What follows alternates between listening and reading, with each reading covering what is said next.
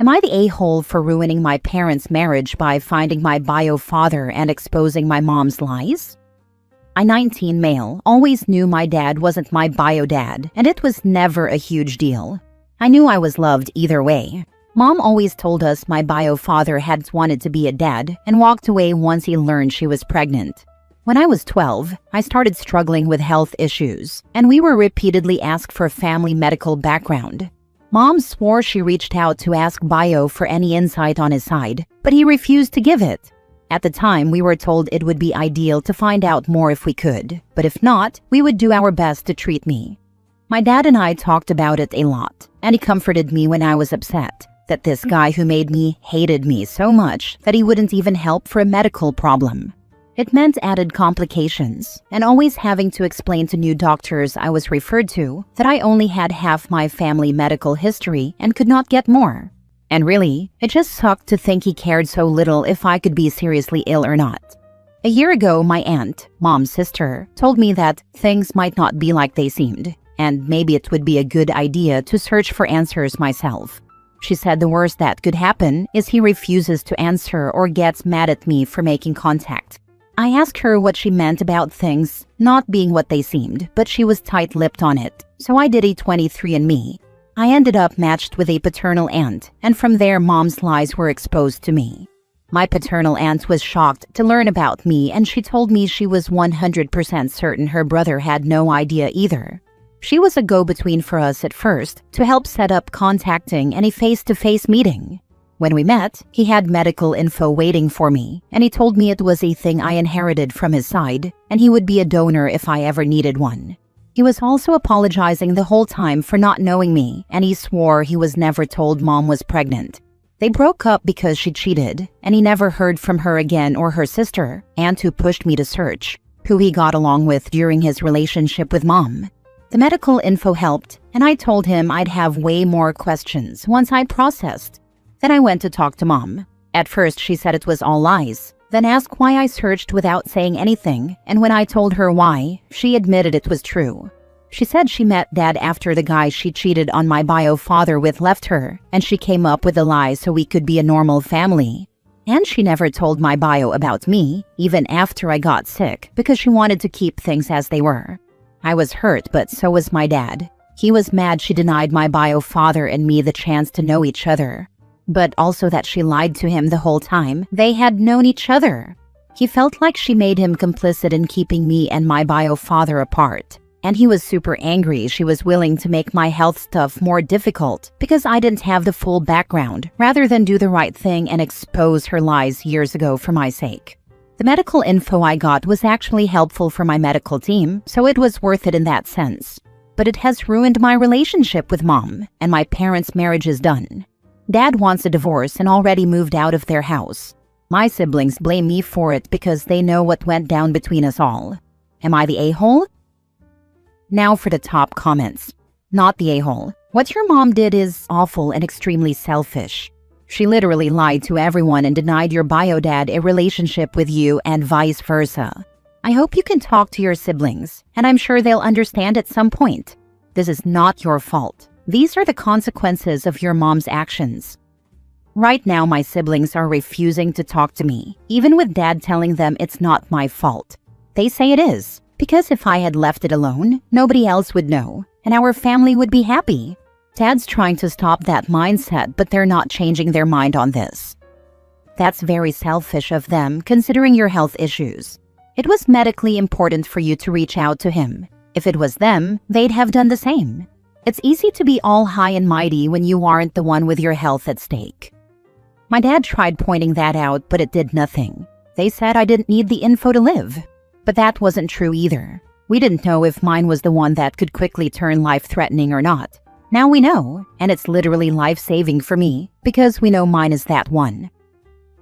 Next story. Am I the a-hole for not reaching out to my sister after her stillbirth, or expressing any sympathy to her? 10 weeks ago, my sister, 33 female, had to deliver her stillborn daughter after learning her heart had stopped beating at 21 weeks. I, 31 female, have been low contact with her for a number of years now.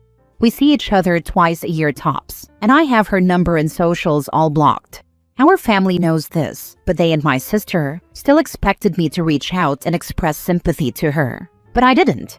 My parents are the most vocal about how heartless it is to not come together after a huge loss like this. But I don't think our past issues can be washed away by her loss. Her going through this does not change everything that's happened for me. This might be why I'm the a-hole, because maybe it should. I'll let people decide. My sister and I were never that close. As kids, we got along fine. We didn't fight much, but we didn't interact much either until our teens, and that's when she decided I was our grandparents' favorite, and that I didn't deserve to ever be happy because of it. She was jealous that my husband and I started dating in high school and made our relationship work for this long without ever breaking up. She taunted my inability to conceive naturally. She rubbed 2 of her previous pregnancies in my face and her super fertility. She even used her babies to taunt me, and not all of it was just something hurtful to me but to them. Like when she had her second, she told me she didn't even want her kids, but she had them because she knew it hurt me. For me, that was the final straw, and this is when I went low contact. But I felt bad for her kids too, because whether she meant it or not, if they had been older, that would have been horrific to hear their mom say. She showed no remorse for saying it either, and all future interactions were her very much gloating about her ability to have kids. It was something she was called out for by other people in our family. But now I'm supposed to forget about that and be there for her apparently. I can't bring myself to, not even for a brief text, and maybe that makes me the a-hole. Not the a-hole. Your sister is an outright bitch. This, OP's sister, is 100% the a-hole. She spent years flexing her super fertility like it was some kind of superpower and literally used her kids as ammo to hurt you. Now she's shocked Pikachu face that you're not rushing in with hugs and sympathy? Nah, tragedy sucks, but it doesn't come with a free erase all the awful things I did card. You're not heartless, you're just done being her emotional doormat. Not the a-hole. Do your parents know what she's been saying to you? If so, why would they think you'd want anything to do with her at this point? They know what she has said to me, and they believe that should be brushed aside now because of her loss. Nah, that nonsense can't and should never be brushed aside. It sucks that she lost the baby, but that doesn't negate the horrible things she's said about you. Your parents absolutely suck. Your sister has a personality disorder. Any condolences you gave, no matter how well worded, would have been twisted to further her victimhood. I would prepare myself for her to start a terror campaign against you. Your sister is a spiteful bitch, and maybe karma decided she didn't deserve another child. What a horrifically cruel thing to say to her sister, and about her own children. Not the a-hole. It is a horrible thing to go through, and I feel for her family, but as you say, it doesn't erase what she's done and said. I always come back to that. She said in front of her kids, who were too young to understand, that she had them to spite me and didn't want them really. Of all the things she said to me previously, that was easily the worst. I can't imagine hating someone enough to risk hurting my kids like that. And here's me, who would love kids, to have someone say it. That was the moment I knew I could never have a decent relationship with her. Next story. Am I the a-hole for telling my parents I will not be helping them with their rent? I, 18 female, moved out of my parents' house a little while ago as soon as I could. To provide some context, my parents were both emotionally abusive and have wronged me many times in my life, including threatening to get rid of my dog, which I have a whole post on. Since I moved out, I've been working a job and paying rent for an apartment I share with my friend and have had enough money left to save up a bit to go to college in a few years. I am the youngest in the family, so after I moved out, no one was left at home. Both my siblings moved out as well, so their financial support from my brother paying them rent for his bedroom has been cut off. I am completely independent and have told my parents multiple times that I want nothing to do with them and even blocked their numbers completely. Earlier this week, my grandmother called me and explained that my parents desperately need money for rent and asked if I could spare money from my college savings, which I saved up on my own so far, to help them. I outright refused and told my grandmother I would not be helping at all, since every penny in my savings is gathered by me working hard and supporting myself. I love my grandmother and told her that if she needed help herself, I was willing to help. but I would not help my parents. For this entire week, my aunt has been calling me repeatedly saying my parents really needed this and deserved it for raising me. My mom's side of the family threatened to cut me off if I didn't help, which is honestly so petty because I'm only 18 years old. They should be helping instead. I told my friend about it and she said that I was taking it too far and I should have helped. Now I'm wondering if I am the a-hole. Now for the top comments. They deserve it for raising you. No, that's what is legally required. You have children, you raise them. They don't owe you for doing that. Your aunt and your mom's side are all welcome to contribute to the rent if they are so concerned. You save up for some therapy as well and good luck. Not the a-hole. My father pulled this same stunt. A house across the street from mine went up for sale, and I started getting messages saying that I owe him for raising me, and he thought that I should buy the house and give it to him as payment. When I said no, he went to Facebook and everywhere he could, posting about how terrible of a son I am to him for not being willing to buy him such a small token of my love and appreciation. I have since gone full no contact with him, as has the rest of the extended family. Not the a-hole at all. Not the a-hole. You are doing fantastic. Moved out, saving money for college, on your own. Cutting off your abusive family. Keep it up. Don't let anyone drag you back into that situation with their petty manipulations. You got this. Thank you so much. You have no idea how much that means to me. I truly appreciate the kind words from the bottom of my heart. Make sure your parents aren't on your bank account. Have it in a credit union or bank they've never used if possible. Also check your credit. Make sure they haven't taken out any loans or credit cards in your name. Lock it down. I will definitely contact my bank in the morning. Everyone seems to be warning me about that. Last story. Am I the a-hole for calling my ex on being a bad father to our son when he said he did not understand our son's bad relationship with him, his wife, and their kids? I, 34 female, have a 14-year-old son with my ex, 34 male. There has been a lot of difficulty in our relationship as parents, and I cannot call us co-parents. I have tried a few times, but my ex hates me, blames me for his bad choices, and holds it against me that I would not let his wife, aka the woman he left me for while I was pregnant, into our son's birth. Because I wouldn't allow his wife, girlfriend at the time, to be in the delivery room with me, he refused to come, and he has spent 14 years blaming me for that.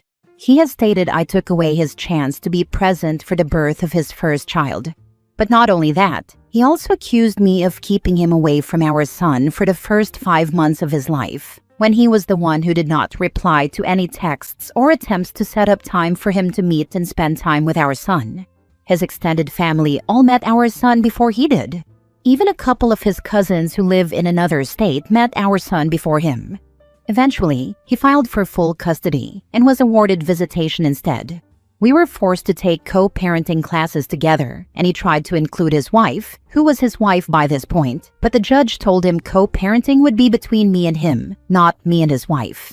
The classes didn't help. Instead of taking anything said on board, he decided he would forever tell our son he wasn't at his birth and didn't meet him until he was 5 months old.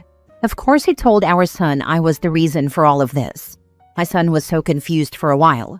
But once my son knew the truth, or a version of it, his relationship with his dad and his dad's wife suffered. The reason his relationship with her suffered is because she was right alongside my ex blaming me, and she had her own part to play in things my son was told. Add to this, my ex has repeatedly said around or to our son that he was lucky to be at the birth of the 4 children he had with his wife. How it made a big difference to the bond and relationship. How he felt like a real father when he finally saw his child being brought into the world. My ex thought it would make our son hate me. He thought our son would believe everything he and his wife told him. But all it did was push our son away and strain all the relationships. My ex didn't want our son in therapy, but I petitioned the court for him to receive therapy, and I have petitioned for full custody before.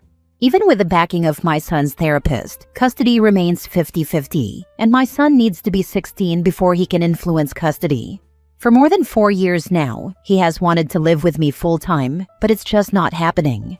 Recently, my son was in the hospital for a small surgery. It was relatively minor and he's doing great since.